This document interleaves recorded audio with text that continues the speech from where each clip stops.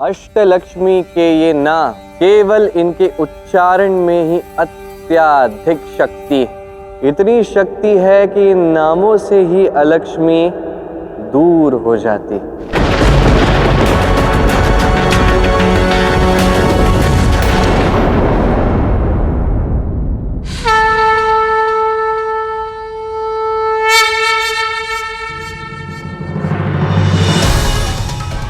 आओ ज्येष्ठा, सभा में तुम्हारा स्वागत है।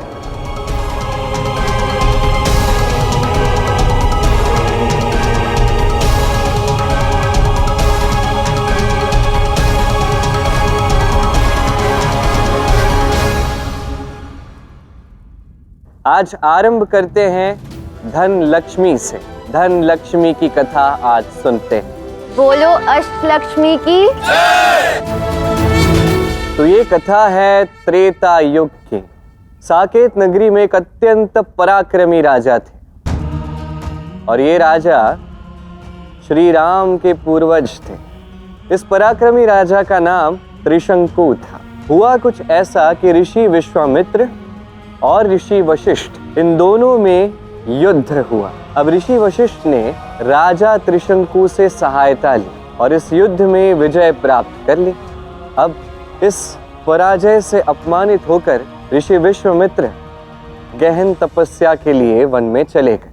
जब ये पूर्ण युद्ध हुआ और विजय प्राप्त हुई, तब राजा त्रिशंकु भेंट करने पहुंचे ऋषि वशिष्ठ के पास।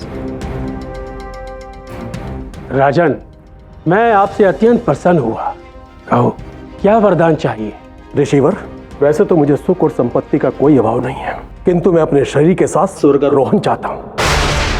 ऋषिवर, मैं स्वर्गलोक चाहता हूँ, किंतु बिना देह के स्वर्गलोक जाने पर स्वर्ग के सभी सुखों का भोग नहीं कर पाऊंगा। इसलिए मैं अपनी देह के साथ स्वर्गलोक जाना चाहता हूँ, ताकि स्वर्गलोक के संपूर्ण सुख का आनंद उठा सकूं। ये संभव नहीं है राजन। आपकी इच्छा प्रकृति के विपरीत है। इस भौतिक शरीर को यही छोड़ना पड़ता है। किंतु ऋषिवर, इसके अतिरिक्त मेरी कोई इच्छा नहीं है। जैसी आपकी इच्छा, किंतु मैं प्रकृति के विरुद्ध जाकर आपको कोई वचन नहीं दे सकता।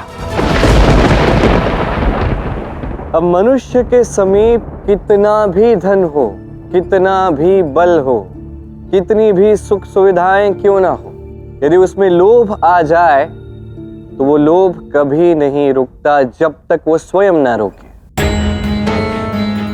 अब राजा त्रिशंकु ने लोभ में आके क्या किया? वो गए ऋषि वशिष्ठ के पुत्र के पास, उनसे सहायता मांगी। मुनिवर, आपके पिता ने मुझे वचन तो दिया, परंतु वरदान नहीं दिया। अपितु क्रोधित होकर चले गए। अब आप ही कुछ कीजिए। मेरे शरीर के साथ स्वर्गलोक जाने की इच्छा को पूर्ण कीजिए। राजन, इसका अर्थ यह है कि आप चाहते हैं कि मैं अपने पिता के विरुद्ध जाकर आपको वरदान दूं, किंतु यह मैं कदापि नहीं करूंगा। आपके सशरीर स्वर्ग जाने की इच्छा अनुचित है, इसलिए आप कितने भी बल का प्रयोग करें, मैं अपने पिता की अवज्ञा नहीं कर सकता।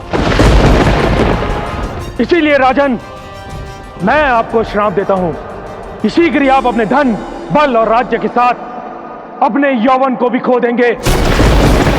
अब ऋषि वशिष्ठ के पुत्र ने जो श्राप दिया वो भी समय के साथ सत्य सिद्ध हुआ। जैसे जैसे समय बीतता गया, राजा त्रिशंकु ने अपना बल खो दिया, अपना राज्य खो दिया, अपना सारा धन खो दिया, वृद्ध हो गए। सब कुछ खोने के पश्चात वो ऐसे ही वन में एक दिन भटक रहे थे कि उन्हें तपस्या करते हुए ऋषि विश्वामित्र दिखे। वो तुरंत ही उनके पास गए, उन्होंने उनके चरण पकड़ लिए, उनसे विनती की कि कृपा करके ऋषि वशिष्ठ और उनके पुत्र के श्राप से उन्हें मुक्त किया जाए। अब ऋषि वशिष्ठ का नाम सुनते ही वो अपमानजनक पराजय उन्हें स्मरण आ गई और अब ऋषि विश्वामित्र को अपने प्रतिद्वंदी से प्रतिशोध लेने का अवसर मिल चुका था। राजन, मैं आपको सह शरीर स्वर्ग में जाने की आज्ञा देता हूं। आपको कोई नहीं रोक सकता। तथास्तु। संसार को भी ज्ञात होगा कि अधिक शक्तिशाली कौन है, मैं या वशिष्ठ। अब आप मेरे समक्ष यहाँ ध्यान मुद्रा में बैठो। मेरी शक्ति कुछ ही समय में सह शरीर आपको स्वर्ग में पहुंचा देगी। जो आज्ञा ऋषिवर।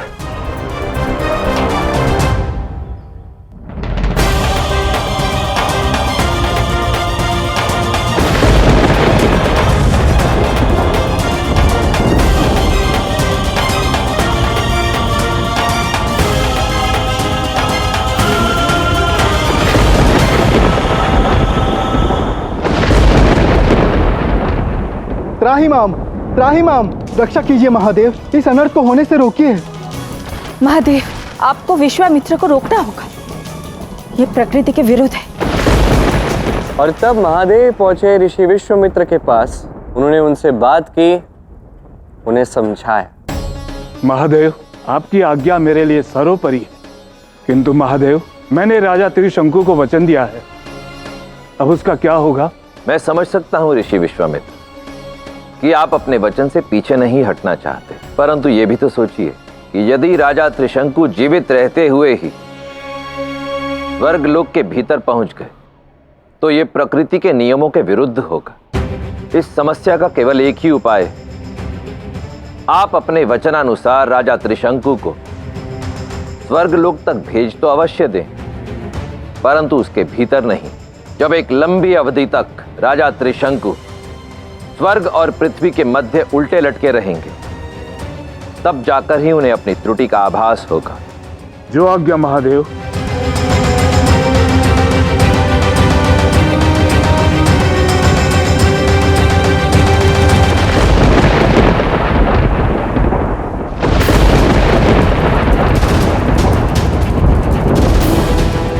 अब जो लोभी होते हैं और स्वयं के लोभ को वो स्वयं नहीं रोकते हैं, उनके साथ कुछ ऐसा ही होता है जैसे राजा त्रिशंकु के साथ हुआ। न स्वर्ग में स्थान मिला और अपना स्थान तो उनसे छूट ही गए। कुछ ऐसा ही है राजा त्रिशंकु का स्वर्ग। किंतु श्री कृष्ण, राजा त्रिशंकु को अपना स्वर्ग मिल गया ना? अवश्य मिला, किंतु इसका क्या लाभ है? वो स्वर्ग में पहुंचे भी नहीं, वो बीच में ही अटके रहे, वो भी उल्टे। क्या ऐसा स्वर्ग कोई पाना भी चाहेगा? ये सब होता है लोभ के कारण। जो मनुष्य लोभ करता है उसे इसी प्रकार कोई सुख प्राप्त नहीं होता। वरदान का दुरुपयोग किया जाए तो वो भी अभिशाप बन जाता है। स्वर्ग का सुख क्या होता है कृष्ण? ये स्वर्ग का सुख धन संपदा है ही नहीं, ये तो परम शांति है। मनुष्य जब ये देह त्याग देता है तो निश्चित रूप से कोई धन या सुख संसाधनों से उसे शांति नहीं मिलती। यदि आज के समय की बात की जाए, हर एक मनुष्य जो पृथ्वी पर है उसके लिए वास्तविक धन संपदा केवल उसका परिवार और प्रेम है। और जो भी व्यक्ति धन लक्ष्मी का ये उचित अर्थ समझ जाता है, निश्चित रूप से उसे उसके जीवन में उसके परिवार से प्रेम मिलता है, उसके प्रियजनों से प्रेम मिलता है, और कभी उसके जीवन में, उसके घर में दरिद्रता वास नहीं करती।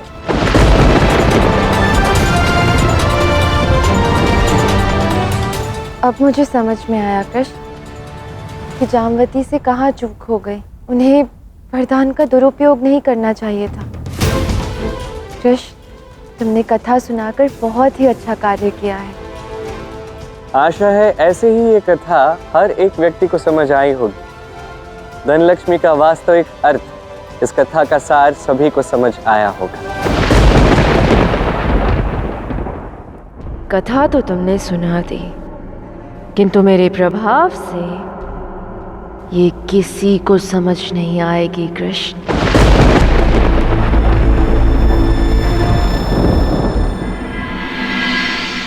मुझे देवी लक्ष्मी से तत्काल ही वार्ता करनी होगी। यहाँ इतना गहन अंधकार क्यों छाया हुआ है?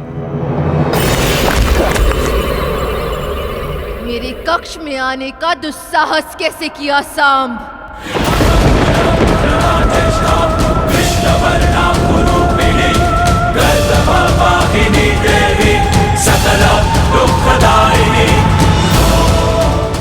जब मुझे तुम्हारी सहायता की आवश्यकता होगी तो मैं तुम्हें स्वयं बुला लूंगी।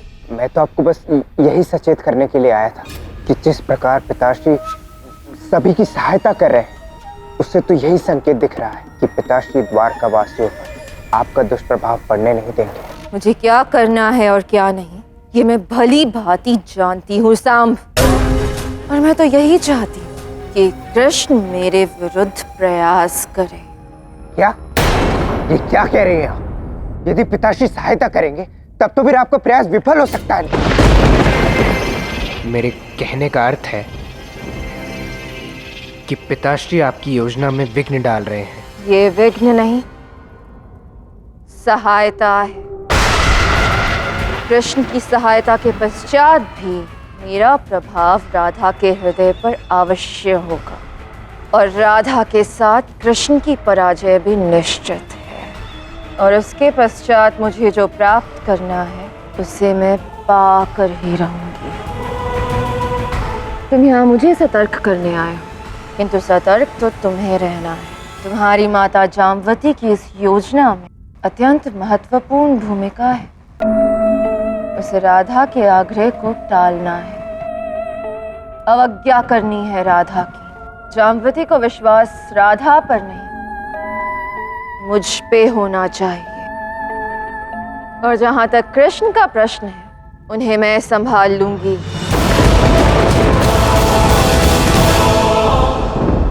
कृष्ण ने धनलक्ष्मी की कथा सबको सुना तो दी है, किंतु द्वारकावासी उसका वास्तविक अर्थ कैसे समझेंगे? क्या करूं, कैसे समझाऊं सबको?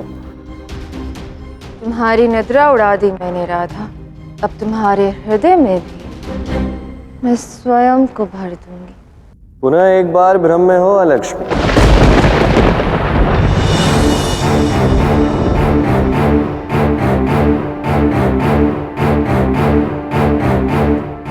जिस पर अलक्ष्मी का प्रभाव हो वो तो स्वार्थ और लोभ के कारण सो नहीं पाता, किंतु जो व्यक्ति दूसरे की चिंता करते करते स्वयं सो नहीं पा रहा, उस पर अलक्ष्मी का कैसा प्रभाव?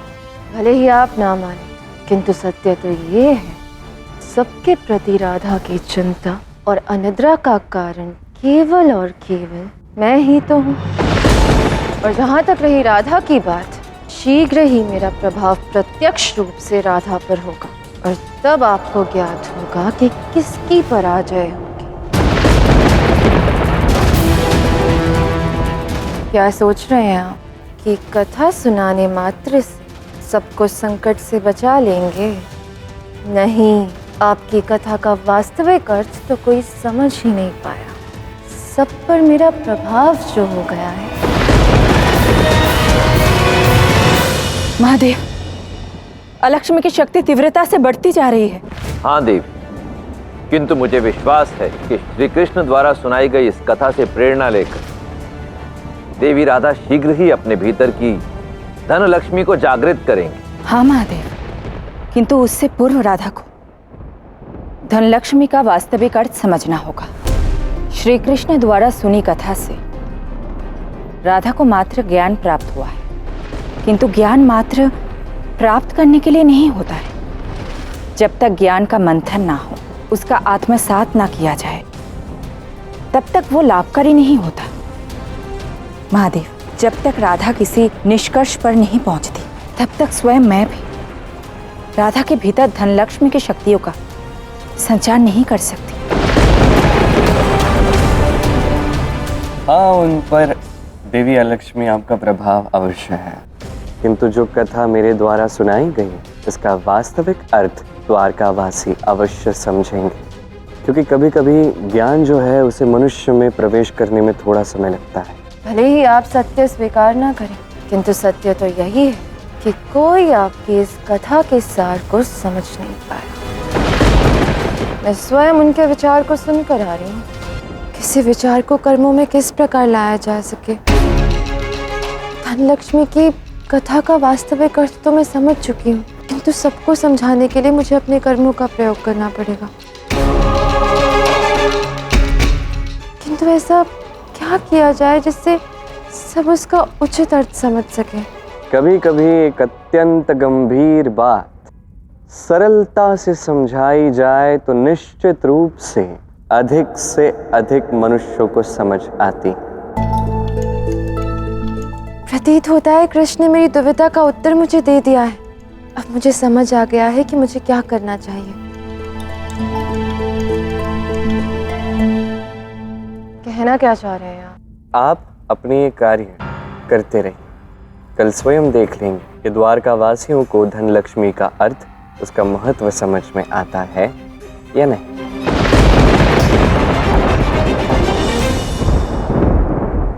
चलता हूँ महालक्ष्मी।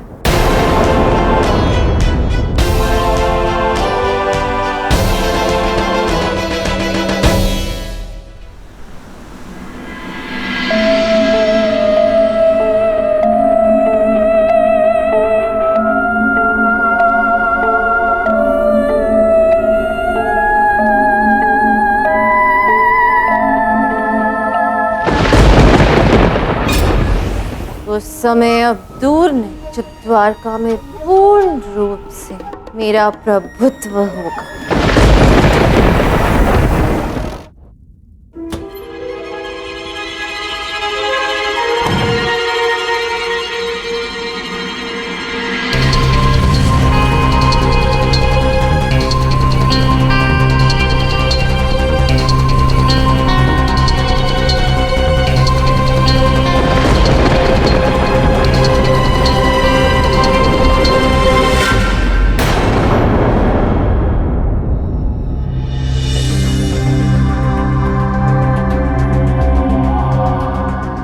महादेव, मेरे आभूषणों को कुछ भी नहीं हुआ। उस वरदान का मुझ पर कोई दुष्प्रभाव नहीं हुआ। मैं अत्यधिक भयभीत हो गई थी। कितने साहस से मैंने इसे स्पर्श करने का साहस जुटाया। मुझे भय था कि कहीं इसे स्पर्श करते ही ये लुप्त हो गया तो।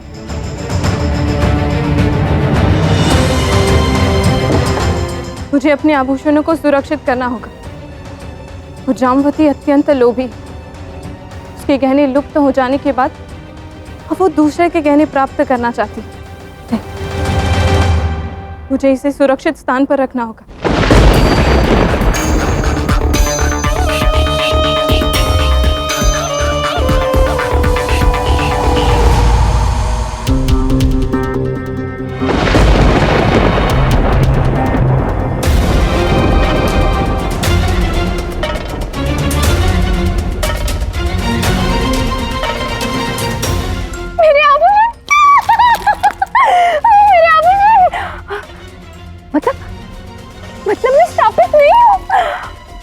मेरे आभूषण मेरे स्पर्श करने से अदृश्य नहीं हुए। ये मेरे आभूषण, इन्हें ना मैं कहीं कहीं छुपा देती हूँ।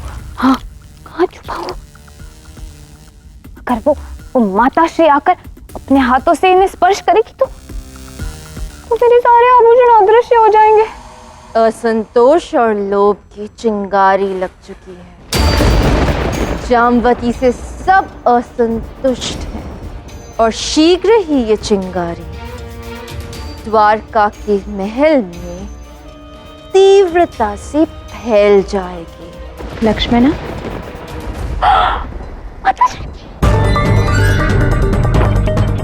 माताश्री, आप क्या हुआ लक्ष्मणा? क्या छुपा रही हो तुम? मैं कुछ भी नहीं। लक्ष्मणा, तुम्हारी मुख मुद्रा कुछ और ही कह रही है। क्या छिपा रही हो तुम? माताश्री, क्या आप भी भला मैं आपसे क्या छुपा सकती हूँ? आप तो मेरी माताश्री है ना। अब वैसे यहाँ आने का कष्ट क्यों? लक्ष्मणा, मैं तुमसे एक आग्रह करना चाहती हूँ।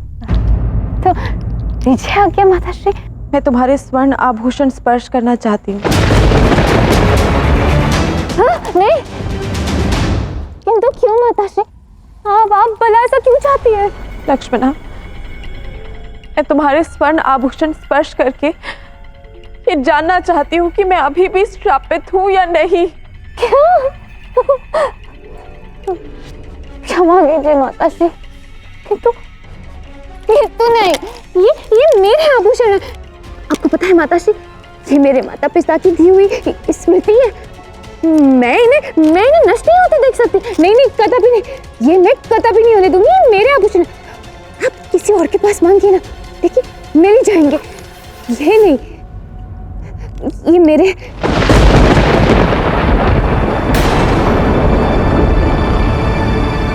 जामवती, तुम यहाँ क्यों आई हो? रेवती जी, आप एक बार मुझे अपने स्वर्ण आभूषण स्पर्श करने दे दीजिए। नहीं, देखो मुझे दुख है कि मैं तुम्हें ऐसे निराश कर रही हूँ, किंतु इस आभूषणों में मेरे प्राण बसे। अगर इन्हें कुछ हो गया तो? नहीं। रेवती जी, ऐसा मत करिए। देखो जामवती, तुम यहाँ से चली जाओ।